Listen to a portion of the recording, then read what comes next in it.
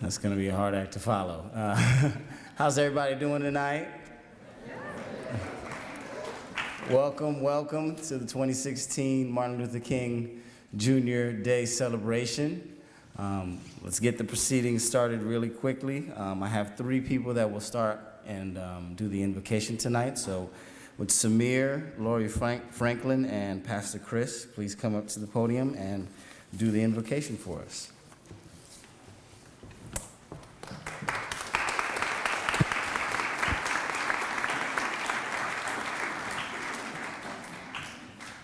Good evening. Standing here brings to mind all the lectures I start with. I'm going to take the next 2 minutes to explain Islam. Tonight I actually have 3 minutes. Assalamu alaikum, ayyuha sayyidatu wa sada. Shalom, havirim b'havirot. Peace be upon you, ladies and gentlemen. What you heard is the Muslim greeting, which symbolizes actions of the Islamic faith. It is my honor and privilege to be with you here this evening. My name is Samir Bitar. I am Palestinian by birth and experience, American by naturalization and experience. But most of all and closest to my heart, I am Montanan by residence. I came to Big Sky Country at age 16 as a freshman in college. That was 42 years ago. I received all my higher education here. My wife, I started my business here. I started my teaching career here. I am the proud lecturer of Arabic language and cultures at the University of Montana. My wife hails from Fort Benton. On December 18th, we celebrated our 34th anniversary. We have 2 lovely children, born and raised in Montana. My daughter is a graduate of the U of M, and she's currently doing her PhD at UCLA. My son is a local certified respiratory therapist. Thank you. Thank you all for being here this evening. I would like to thank God for enabling me to do the work I carry out on earth. I would like to thank the organizers for bringing us together. I was raised in a multicultural, multi-ethnic, multi-religious community in Jerusalem, the Holy City. I hail from the Holy City. I quote Judaism, Christianity, and Islam. When I first came to Montana, everyone asked me about how I feel about Christianity. And I told them, I am at peace. And today, I can say, ask my wife.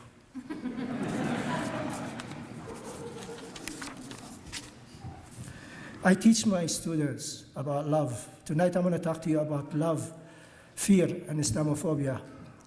I teach my students the 4 L's. We live, we learn, we laugh, and most of all, we love.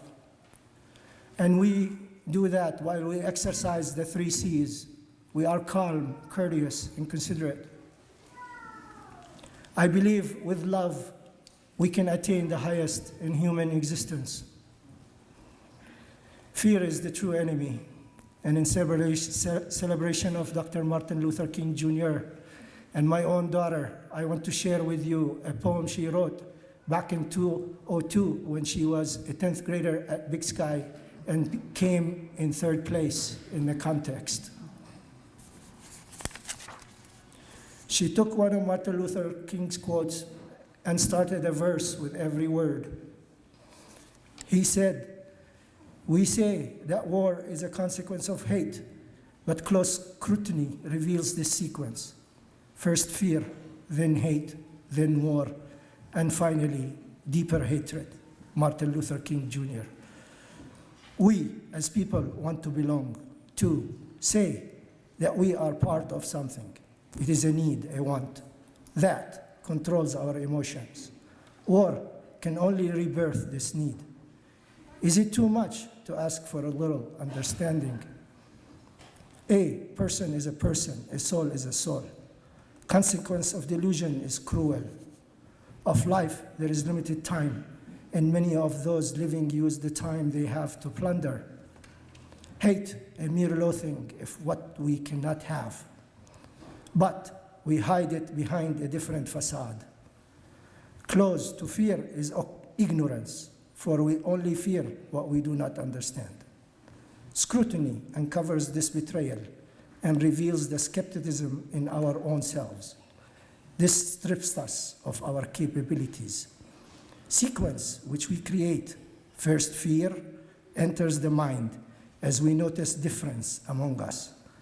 Then hate enters the mind, for we scorn fear and are too ignorant to grasp difference.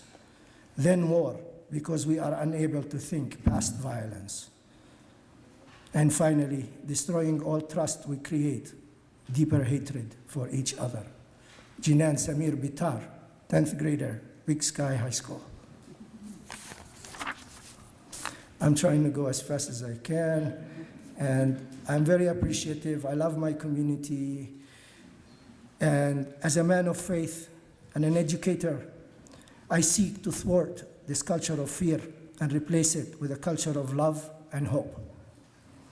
I commit myself to nurturing a spirit of love and hope in relations to the greatest gift given to us all, the gift of life. In conclusion, I say I vow not to surrender my truths and beliefs for fear and hatred. Please join me, close your eyes, and imagine global harmony. Salam, shalom, peace.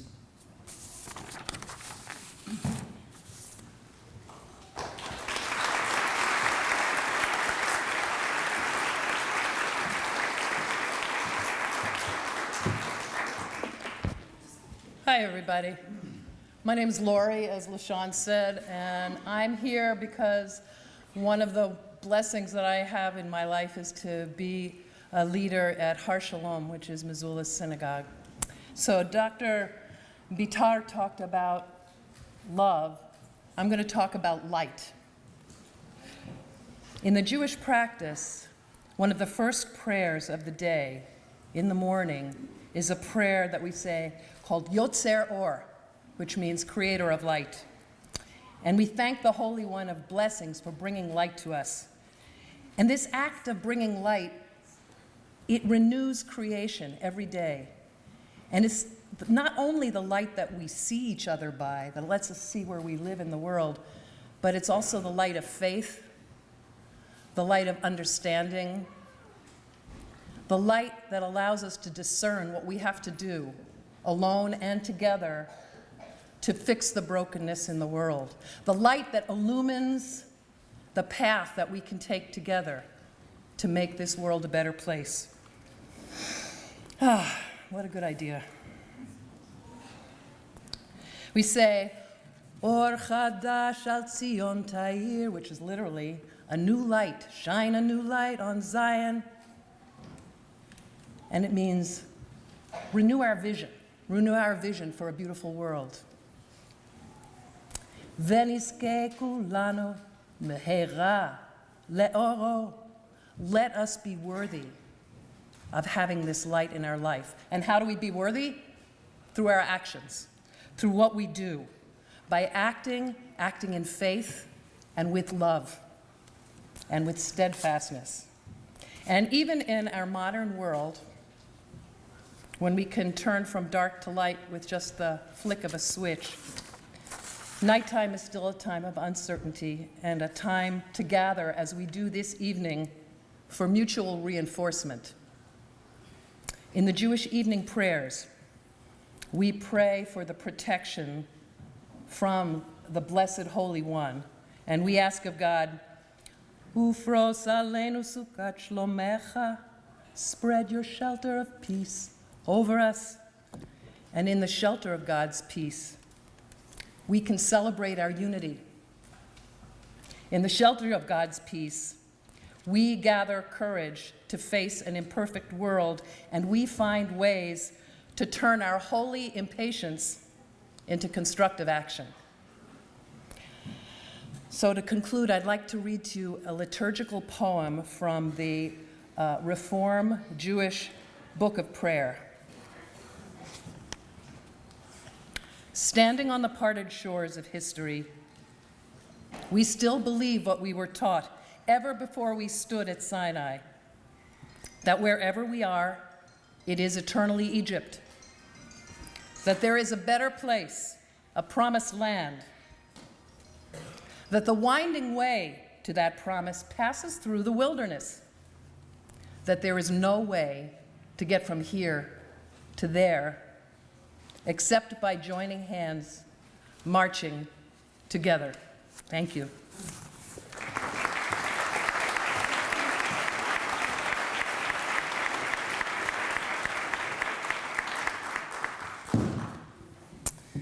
I'm Chris. I serve here as pastor at St. Paul Lutheran Church. Been here for 14 years, and thank you again for this wonderful gathering. The Reverend Dr. Martin Luther King Jr. had a call on his life, a call from God. The calling was one of pastor, of prophet, and servant leader. God has called men and women to these roles for generations, and continues to do so today, and will into the future. Some who have been called have only been known by a few people, and others, of course, have been known through history. Their words, their deeds continue to carry weight and inspire and motivate. And that's why we're here tonight. The Reverend Dr. Martin Luther King Jr. was given the heart of a pastor to show the love of God for all people without exception, to gender, color, class, ability, disability, faith, tradition, whatever designation, no exception for him. He was given the heart of a prophet to speak to the injustices and discriminations and corruptions of his day that also speak to those same things for our day and for every age. He was given the heart of a servant leader to be a light of hope for every person. We've heard about love, we've heard about light, and now hope. He was given that light of hope for each of us and for every generation that would look to see and listen and hear his words, his actions, the truth that he spoke from God through him. And we are here tonight to remember these truths, to be shaped by these truths, to be healed by these truths, to be inspired again by these truths, and to give thanks for these truths, and to be filled with hope through these truths. King's life and dream embodied the truth of God for how we all are called to live with one another and to do for one another as he shown us. His life serves as that continued sign of love and of light and of hope for us all. And that within each of us, there is this tremendous capacity, just like what was born in him and shown through him, and he shared with us. Pastor, prophet, servant leader, in whatever ways God calls us to be, whether we be Muslim, Samir, Jew, Lori, Christian, me, woman, man, child. Thanks be to God, and thanks for being here tonight.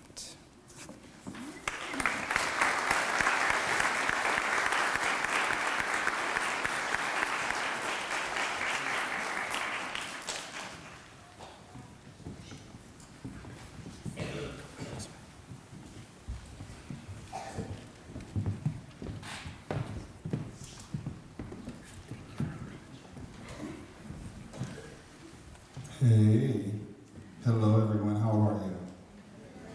Speak up, you're here. Let's hear those voices. Yeah, politeness is giving it back too, you know what I'm saying? We gotta make this illusion of difference disappear. No more of that illusion.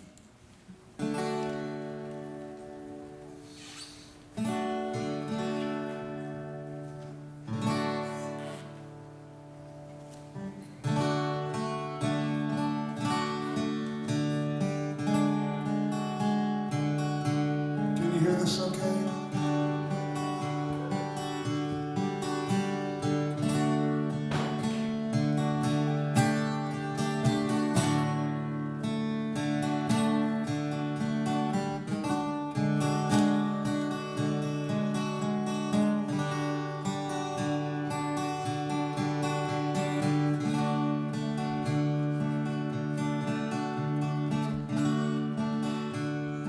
Isn't it a pity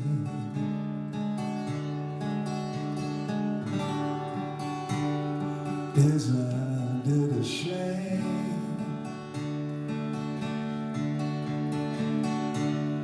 how we break each other's hearts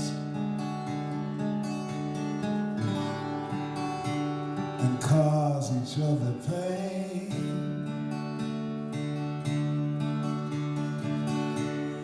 How we take each other's love without thinking anymore.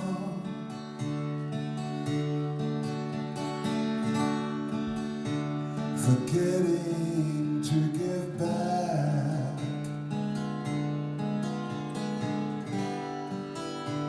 Now isn't it a pity?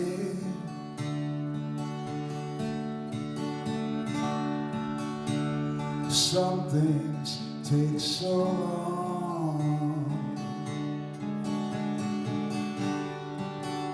but how do I explain?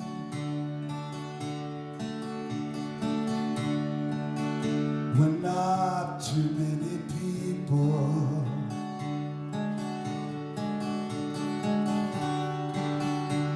can see we're all the same.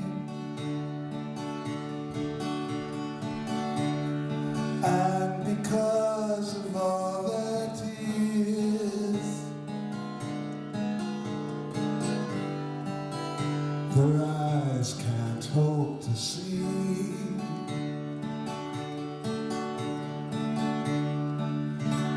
the beauty that surrounds them. Now isn't it a pity?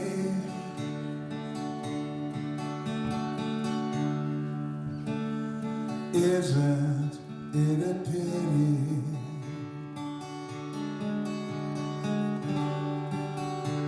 Now isn't it a shame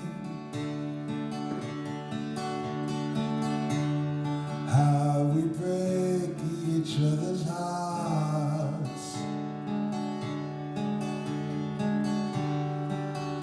and cause each other pain?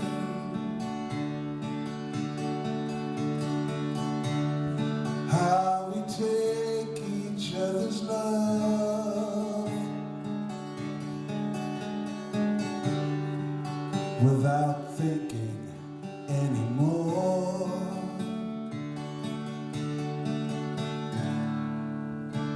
Forgetting to give back.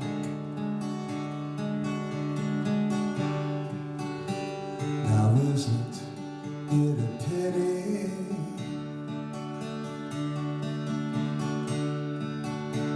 Forgetting to give back.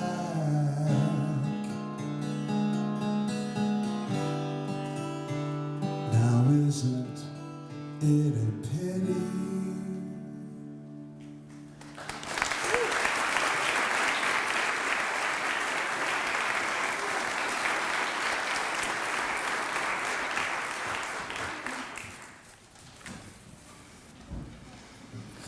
Thank you, Andre, for that beautiful song. Andre Floyd has been all around the world playing his special brand of original rock and blues and ballads.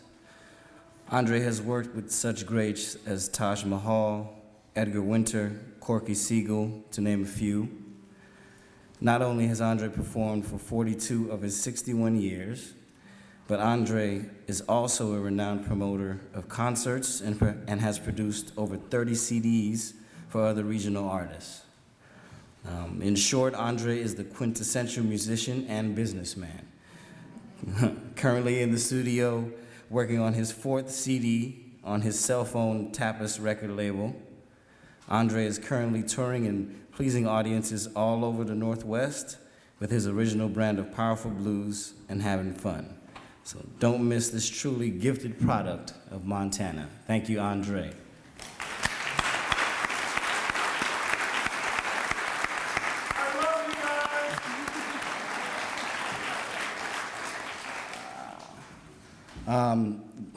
Can everybody hear me in the back? All right, if there are people still needing a seat, don't be afraid to come up front. There's a couple to my right. I'm sure we'll all scoot down if you need a seat, so don't be afraid to come up front. Good evening, everyone. Thank you to NCBI Missoula, to St. Paul's Lutheran Church for hosting this event. Every year, this is my 3rd year coming to this event. This is my 1st year emceeing this event, so y'all be kind, all right? But thank you to NCBI Missoula for organizing this event. Thank you to St. Paul's Lutheran Church for donating this great space where we can come and celebrate one of the most impactful people of all time, Dr. Martin Luther King. I must confess, I was somewhat overwhelmed when trying to decide what to say about Dr. King. Reading quotes, seeing photographs, watching and listening to speeches on YouTube, I tried to get a sense of what made this man so great. While watching him, a few words jumped right out of the screen. Determination, compassion, empathy, intelligence, love, courage, and action. And while listening to the speakers before, I think we were on the same wavelength. It's weird. It might be a coincidence, but you might hear the same themes in what I'm about to say. The last 3, I believe, are the foundation to Dr. King's legacy. It's a simple equation that, when put together, can overcome any obstacle of peace and justice in our communities. It was relevant in the decades of the 50s, 60s, and 70s, and it continues to be relevant in the decades of the 80s, 90s, and 2000s. Dr. King gave us the equation that solves every obstacle to that world he spoke of in his most famous I Have a Dream speech in Washington. Love, courage, plus action equals liberty, peace, and justice for all. No time is this message more important than the current time we live in. There seems to be a thick blanket of fear, somewhat like the blanket of smog that covers the city of Los Angeles, preventing us from achieving liberty, peace, and justice for all. And if anybody has visited LA, you know exactly what I'm talking about. I'm from California, and there's a thick blanket of smog covering the city of LA. Just like the people living in Los Angeles, we are all living in it together. We cannot escape it. Some of us, unfortunately, are succumbing to that fear. All one must do is to get on social media, turn on the television, listen to the radio, or even have a conversation with their neighbor to realize that we have let fear, intolerance, and ignorance erode our foundation of liberty, peace, and justice. Fear is the reason that millions of our Native American brothers and sisters were victims of genocide. Fear is the reason that a whole race of people was enslaved and treated in less than human beings deserve to be treated. Fear is the reason that the greatest nation in modern times almost destroyed itself in a civil war. Fear is the reason that same great nation decided to separate human beings based on race and allow unspeakable horrors to occur in those separate communities. Fear is the reason a man could organize a country to exterminate over 6 million people based on their culture and religion. It is fear that allows the minimum wage to remain at a level that keeps a hardworking family in poverty. Fear allows that great nation to pay one group 77 cents and another group $1 for the exact same job. It is fear that tells that nation that immigrants and Muslims are the reason our country isn't great. Finally, it is fear that is keeping us from coming together and solving all of the issues that we face. What is most problematic about this fear is that we have the solution: love, courage, plus action. Love, courage, and action is the only answer if we still believe in that American dream for all of us. So tonight, as we honor this great human being, this champion of justice and equality, I challenge all of you to not succumb to fear. Celebrate Dr. King's legacy and vision, but also use love, courage, and action to change ourselves, but also our communities and our world. Do not succumb to ignorance, intolerance, sexism, racism, or fear. Instead, embrace love, courage, and action like Dr. King, Mother Teresa, Mahatma Gandhi, Princess Diana, Harriet Tubman, Medgar Evers, Malala Yousafzai, or the champion of love, Jesus Christ. Dr. Martin Luther King has a famous quote that is the theme for tonight's events, and it says, "Our lives begin to end the day we become silent about things that matter." So let us no longer be silent about those things that matter. Let's all embrace Dr. King's vision and make our communities, nation, and world a better place. Thank you.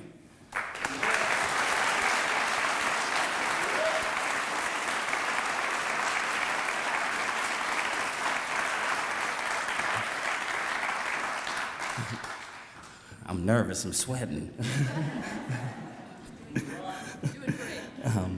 Our keynote speaker tonight is the Superintendent of Public Instruction, Denise Juneau. She begins her second term of the Superintendent of Public Instruction as of January 2013. Under her tenure, test scores are up, dropouts are down.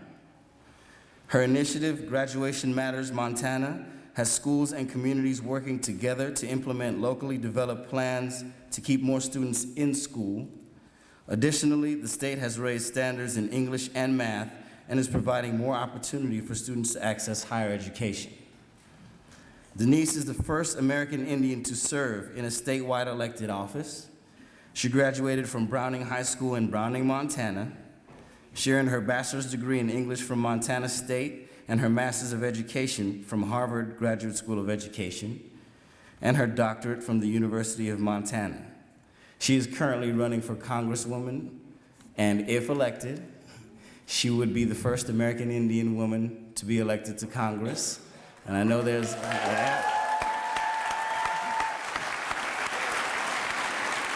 and I know there's a lot of us in this room that could help make that happen. So, without further ado, Denise Juneau.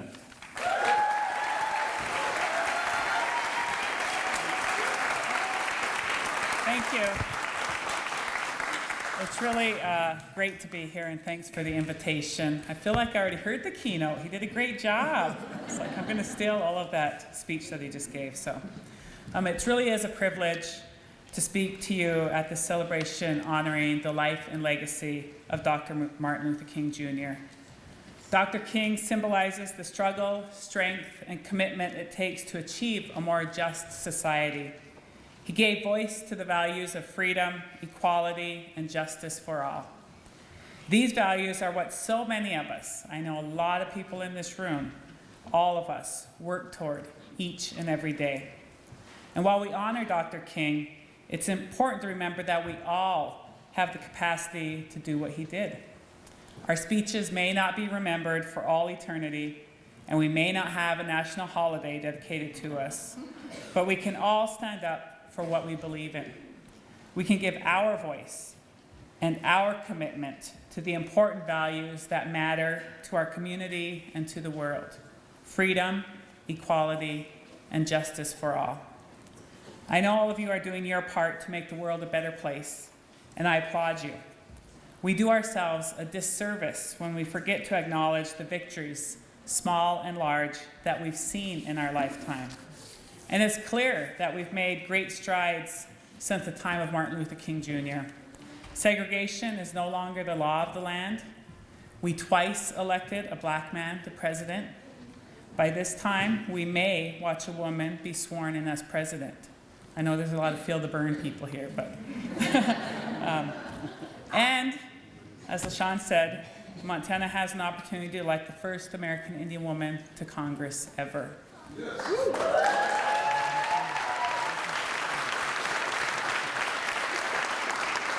I grew up in Browning on the Blackfeet Indian Reservation and was raised by a powerhouse duo named Stan and Carol Juneau.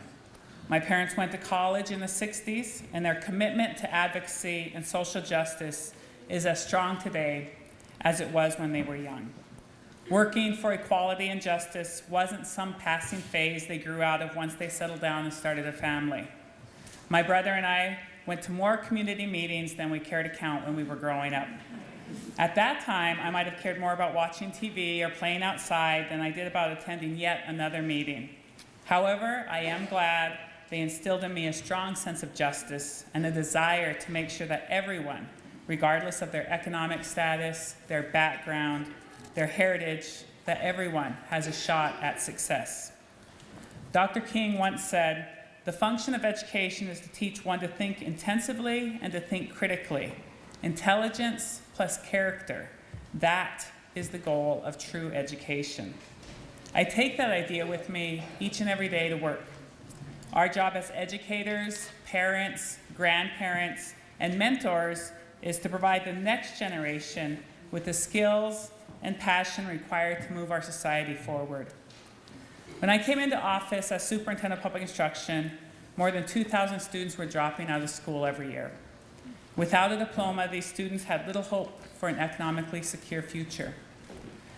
I knew we could do better, and in fact, from Missoula, learned about Graduation Matters Missoula and spread it statewide, and we now have 53 communities engaged in that effort. Brings in businesses, brings in community, because I think it's important to know that, to help every student understand that they matter. I wanted students to know that they were not just a statistic, that their lives and their future are important. Our communities and our country's health depends on the well-being of all of our citizens.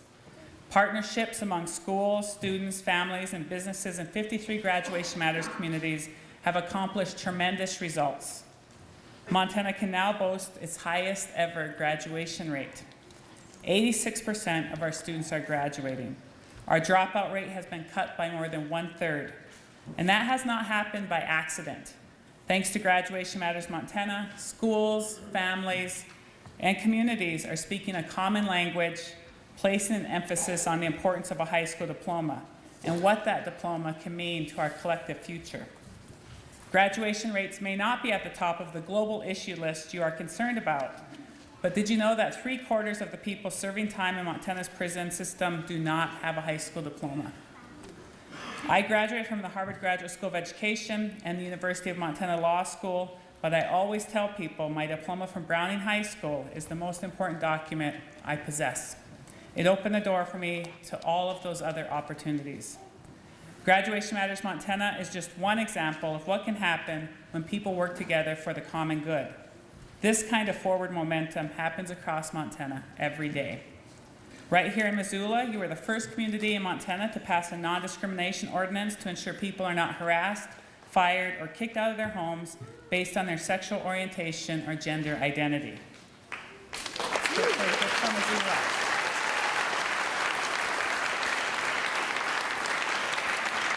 And there are other Montana communities that have followed in passing similar laws. I also want to give a shout out to NCBI. They do great work in promoting equality and justice in our schools and communities all across this state. I'm always impressed with NCBI student leaders who show us how minds and hearts can change if we learn to appreciate and understand our differences and be reminded that there's so much more we have in common than what sets us apart. While we have made important progress, we know also that we have work to do. There are far too many people in Montana and in this country who do not have enough food to eat, who do not have a safe place to live. There are people right here at home who are judged by the color of their skin and not by the quality of their character. There are people running for the highest office in the land who are promoting a culture of fear and intolerance. And we can do better. We can change our public discourse and we do that by voting. It's not easy to stand up to people with money, power, and loud voices. Today, it's even more important to remember the words and legacy of Dr. King. He said, "The measure of a man is not where he stands in times of comfort and convenience, but where he stands in times of challenge and controversy." And I can think of no better example of someone standing up for what's right than Eloise Cabell. How many of you know about Eloise's story? If you don't know Eloise Cabell, go home and Google her. You'll learn a lot. Eloise was a Blackfeet tribal member, and she took on the U.S. government for all Indian people in this country. She brought the largest lawsuit ever filed against the U.S. government for mismanagement of tribal funds, and she kept up her fight for 14 years, during which time she donated one of her kidneys to her husband. She did tons of community work, but she kept on fighting, and she won that case. And as a result, people have started receiving money that was rightfully theirs throughout history. The legacy of Eloise Cabell reminds us to find the strength to preserve for the long haul, persevere for the long haul. Eloise was a true warrior for justice. And just like Eloise, each one of us has an important role to play in making our community and our world a better place. We draw strength and resolve from the people who came before us, and we have a duty to the generations who come after us to continue to bend the arc of history toward justice. What will the history books or the history blog posts or tweets say about what we did in times of challenge and controversy? Will we be remembered for what we did or what we didn't do? I'm optimistic about our future. I believe that we can make our world a better place for all people. When I travel across Montana and I meet young people from kindergarten through high school, I see bright, committed, caring people who are excited about the opportunities ahead of them. They are not jaded, cynical, or scared. I see parents whose greatest hope is that their children live happy and healthy lives. I talk with elders who still have the fire in their belly and the spark in their eyes. They believe that we can and that we will do better. Their faith in the future fuels me to continue my work and to remember that we are in this all together. In 1959, Dr. King said something as appropriate today as it was 55 years ago. Make a career of humanity. Commit yourself to the noble struggle for equal rights. You will make a greater person of yourself, a greater nation of your country, and a finer world to live in. That is our charge, that is our mission, and I look forward to our continued work together to create a better future for all.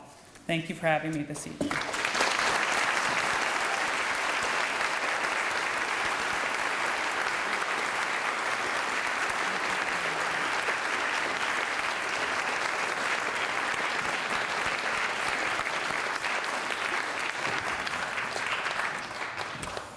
All right. Thank you. Thank you for those words. Before we have a musical guest tonight, another musical guest, but before we get into our musical performance, I would like us to share a brief moment of silence for any victims of discrimination, injustice, poverty, racism, and violence in our communities. Let's have a moment of silence to let those victims know that we here in Missoula support them in any way we can, and we are here in solitude with them. So let us have that moment of silence now.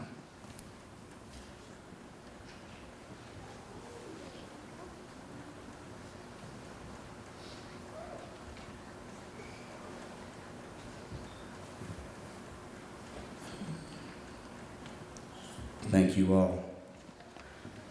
Tonight, we have musical guests, Eden Atwood and Simone Fielding. Eden Atwood is a local musician, actress, activist, and clinical therapist at Sentinel High School. Go Spartans.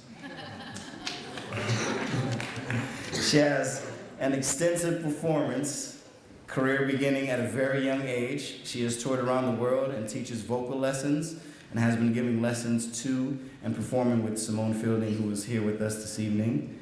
Simone is an incredibly talented young performer in the 6th grade, and she is a big sister. She will be singing a few songs for us tonight, and Eden will be accompanying her as well. So Without further ado, Eden Atwood and Simone Fielding.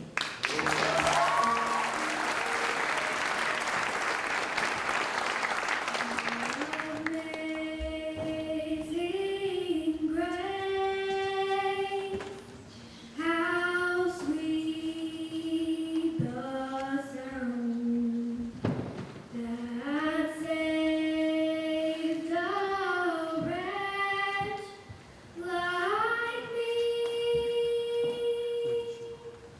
I once was lost, but now I'm found. 'Twas grace that all I see. 'Twas grace that taught my heart to fear, and grace my fears relieved. How precious did that grace appear, the hour I first believed.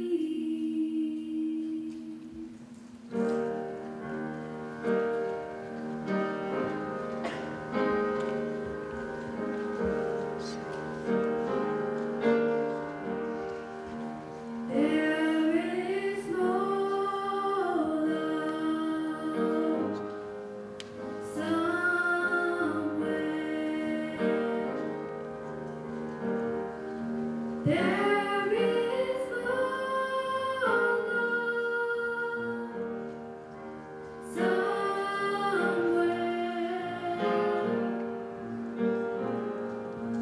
I'm gonna keep on till I find it. There is more love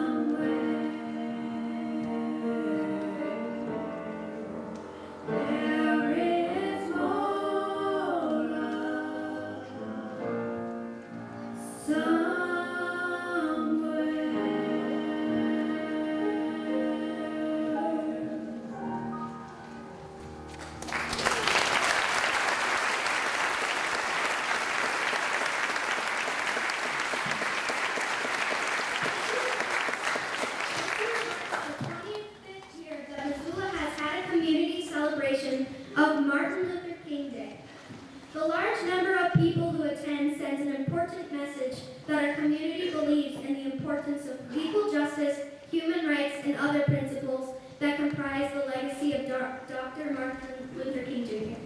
The committee is grateful for many local businesses that contribute to this annual event and grateful for the volunteers who help with all the logistics. We do, however, need to raise funds for the things that cost extra money, like the awards and supplies. In the past, these were funded by significant grants that were not available this year, and we want to continue to be able to offer these things as part of this annual event. So if you we ask you to be extra generous with the contribution this year. Of course, any contribution you can make to help this event possible is deeply appreciated.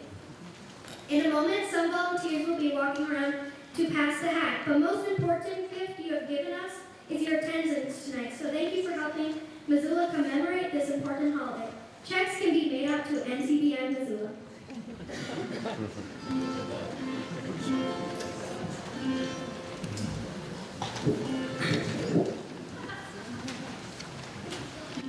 Take a good look around, and if you're looking down, put a little love in your heart. I hope when you decide, kindness will be your guide. Put a little love in your heart, and the world will be a better place, and the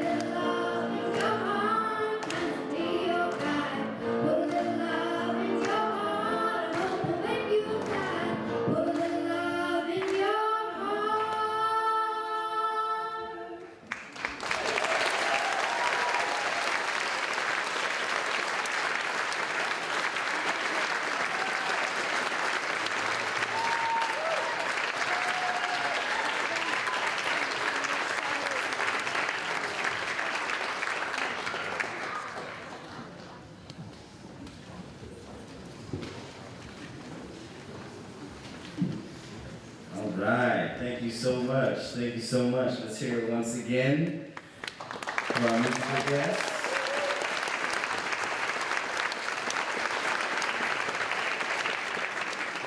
This year, the theme of this event was a quote by Dr. King: "Our lives begin to end the day we become silent about things that matter."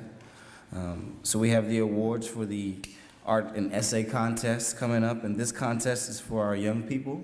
It is completely done, judged by NCBI's Youth Advisory Council, and they will be presenting the awards this evening. So I'll let them come up here and introduce themselves, and we can get that one going. So here we go.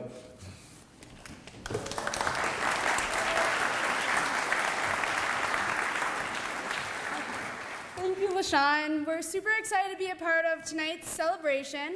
So my name is Emma Martinich, and I'm a senior at Big Sky High School. Go Eagles. And I got involved as a youth leader with NCBI through the freshman training at Big Sky High School. And then I went on to go to the summer camp, which is Train the Trainer, super cool. And so NCBI is a local area nonprofit that empowers individuals through leadership development to end mistreatment of all groups and create a safe and welcoming community. And it's super cool to see all of the diversity in Missoula, and that's why I love this work so much.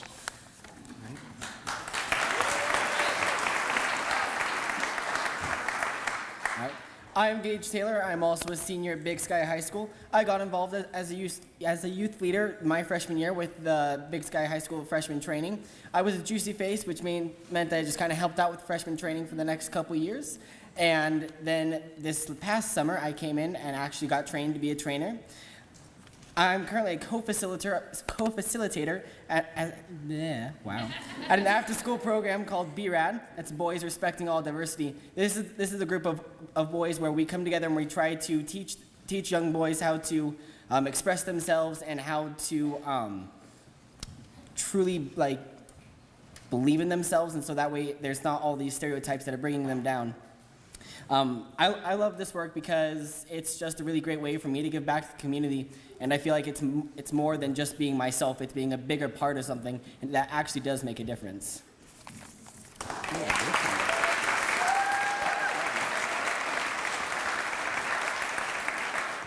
So we have the great honor of presenting the awards for this year's Youth Art and Essay Contest. Every year, the Missoulian newspaper joins the MLK committee in sponsoring an essay and art contest for students to showcase their creativity and thoughts in a response to a quote of Dr. King.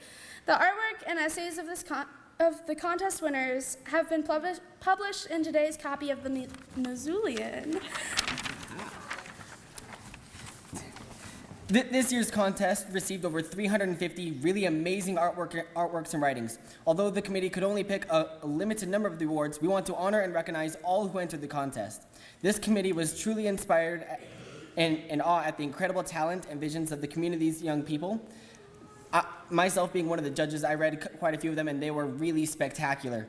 Some of the entries that we got from kids in 7th and 6th grade were just absolutely breathtaking. So we'd like to thank them now.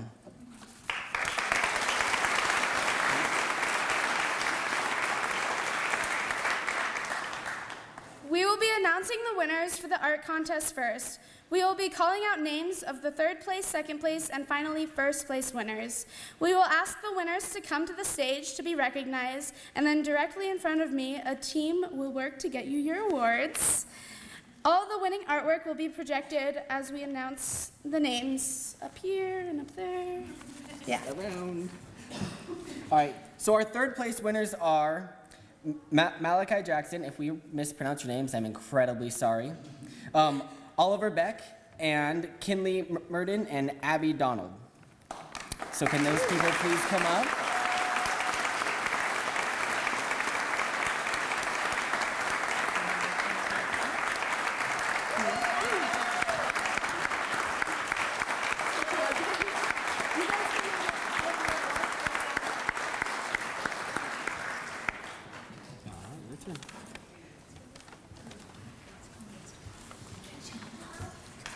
Okay, so our 2nd place winners, so our K through 2nd grade is Sky Kozlowity, And then 3rd through 5th grade, Neo Houghton. 6th through 8th, McKenna Summers. 9th through 12th, Jaya Catalyst. So if you guys come up here.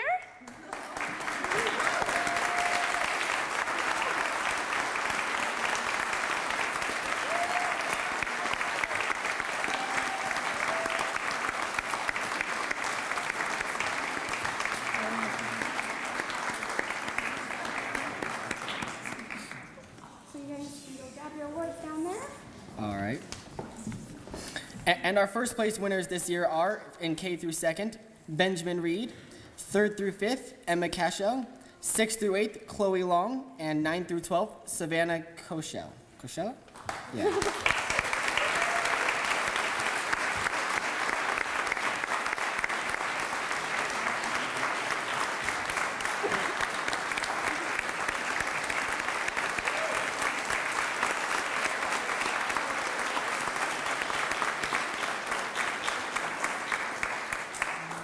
can go grab your awards.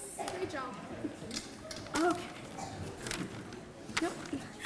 Following the same format for our 3rd and 2nd place winners, we'll go through them. So, our K through 2nd for 3rd place in the essay contest is Fisher Sullivan, and then 3rd through 5th, Reagan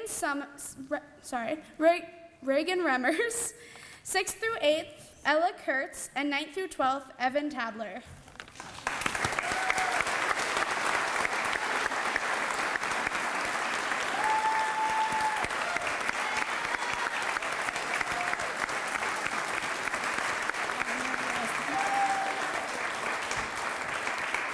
That is so impressive. Great job, guys. The awards are down there.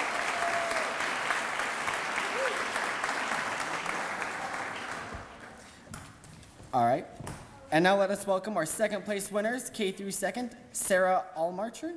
3rd through 5th, Tesla Ayer. I've destroyed your name, I'm sorry. 6th through 8th, Nina Irving. And 9th through 12th, Soraya Birchler. I've destroyed these names. It's okay. I'm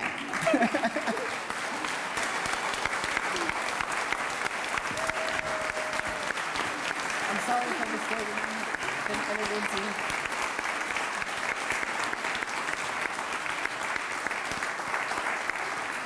job, you guys. You enjoyed your awards. And we will now welcome our 1st place winners, and they will be reading their winning essays. So can we welcome our K through 2nd winner, Hudson Key.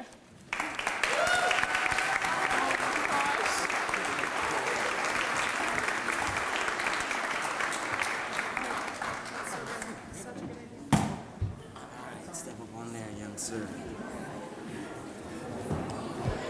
All right, talking to the mic. Go ahead.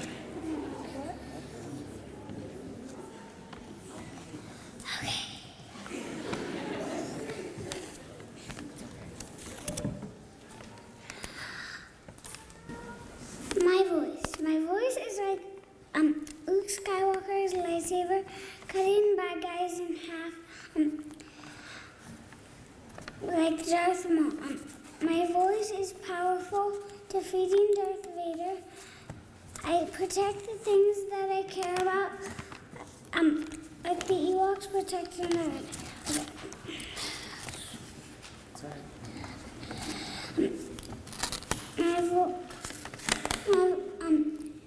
My voice is like the rebellion, defeating Darth Sidious by getting in the Millennium Falcon and blowing up the Death Star.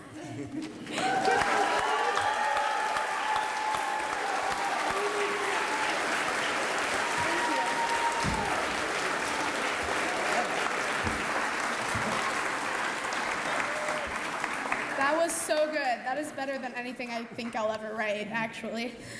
Okay, so. Right down there.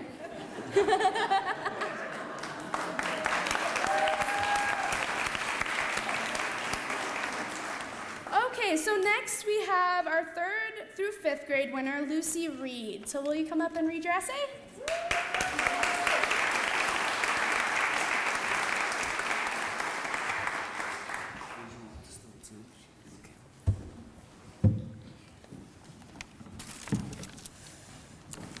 I admire people who speak out about things that matter.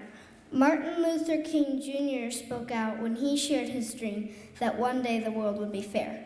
Harriet Tubman spoke out when she took slaves to freedom. Rosa Parks spoke out when she stayed in her seat on the bus. Jackie Robinson spoke out when he stepped up to the plate. Malala spoke out when she went to school. My grandpa George, a Vietnam veteran, spoke out when he wrote a letter from Vietnam saying all the American soldiers should come home. My cousins and I spoke out this year when we raised money for a well in South Sudan, Africa. We read the book A Long Walk to Water by Linda Sue Park. I learned that children in South Sudan cannot attend school because they have to fetch water from miles away and the water is not even clean.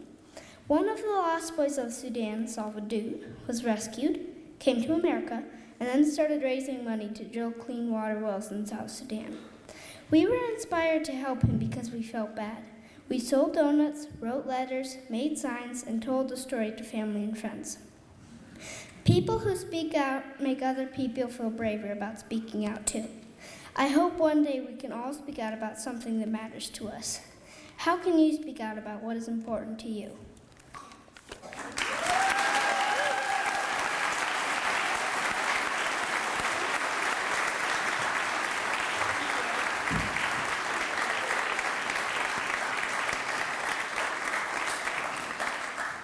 So next is our 6th through 8th grade winner, Cecilia Parker.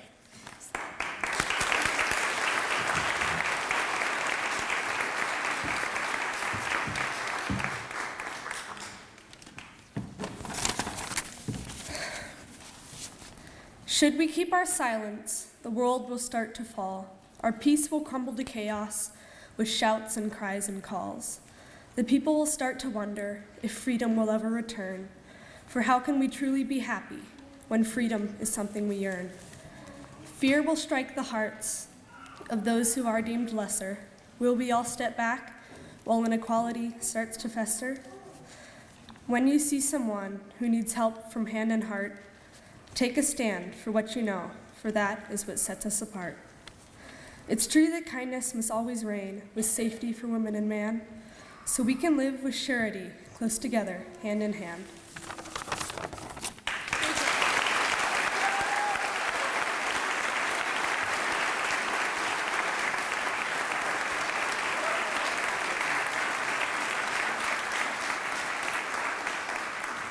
And now we have our 9th through 12th grade winner, Zinnia Collins.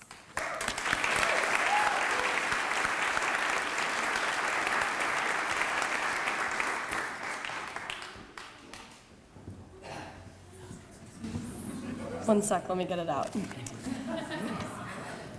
My parents always told me to stand up for what I believe in. But when black men were shot just for the sake of being black, they stayed silent.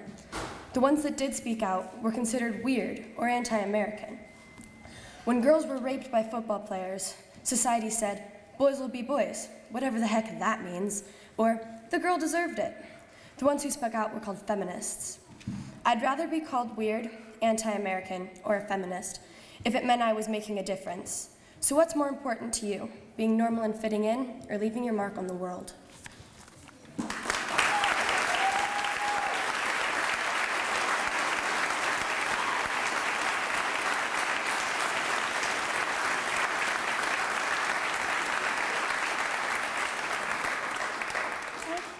So congratulations to all the contest winners, and thank you to everyone who participated.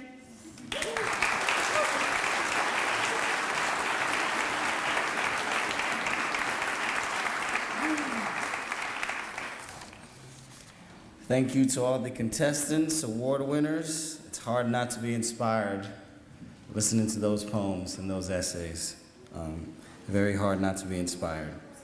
We are nearing the end of our celebration. First of all, I would like to thank all of the performers this evening, Andre Floyd, Eden Atwood, Simone Fielding, all of Pastor Chris, Samir, Lori Franklin.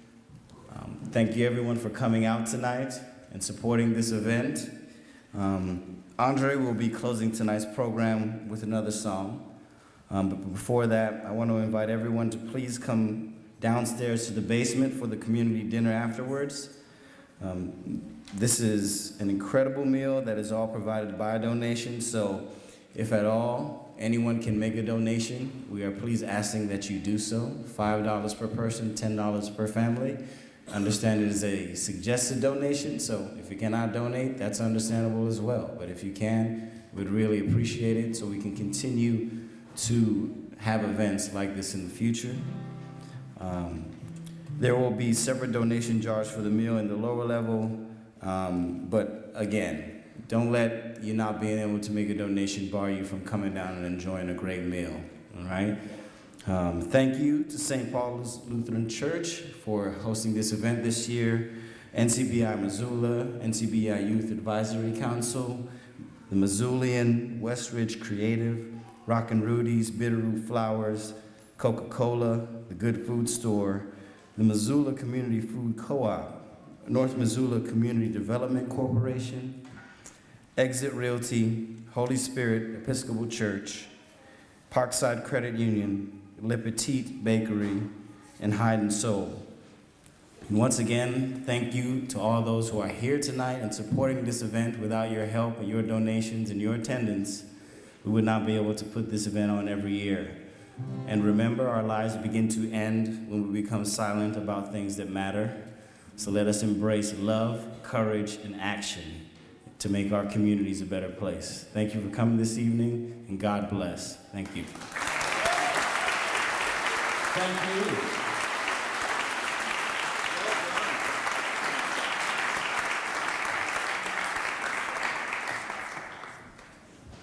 All right, I'm going to do a Phil Oakes tune.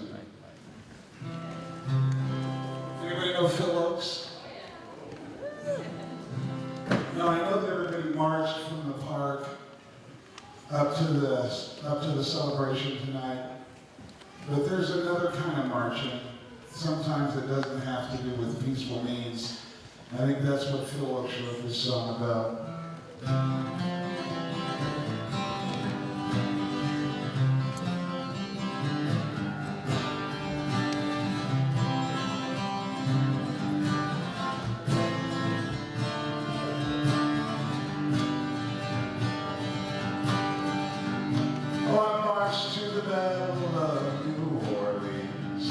At the end of the bloody British War, the young plant started growing, the young blood started flowing, but I'm not marching anymore.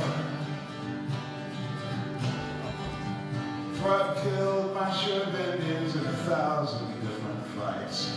I was there at the Little Big Horn. I heard many men lying and many more dying, but I'm not marching anymore.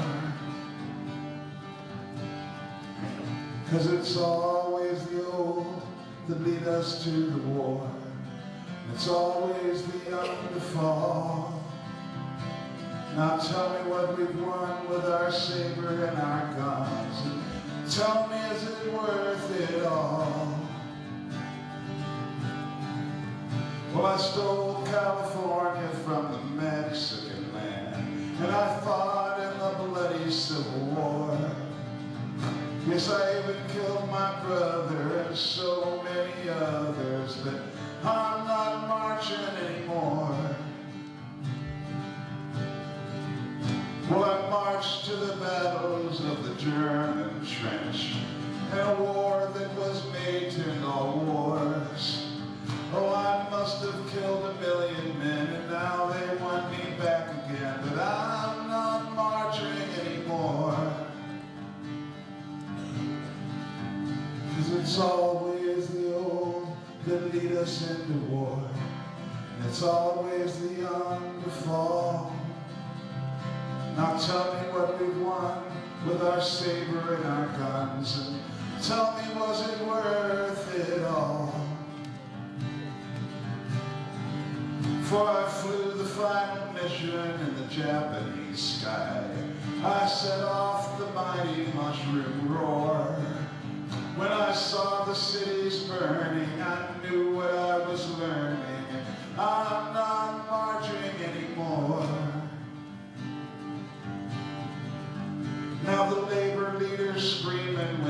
close the missile plant. The United Fruit screams at the Cuban shore. Call it peace or call it treason, call it love or call it reason, but I'm not marching anymore. 'Cause it's always the old that lead us into war. It's always the young who fall. Tell me what we've won with our saber and our guns, and tell me, is it worth it all? Yes, I marched in the Battle of New Orleans at the end of the early British War. Well, this young man started growing and the young blood started flowing, but I'm not marching anymore.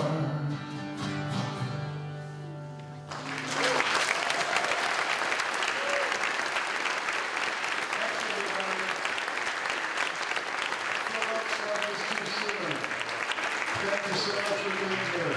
Love you, love each other.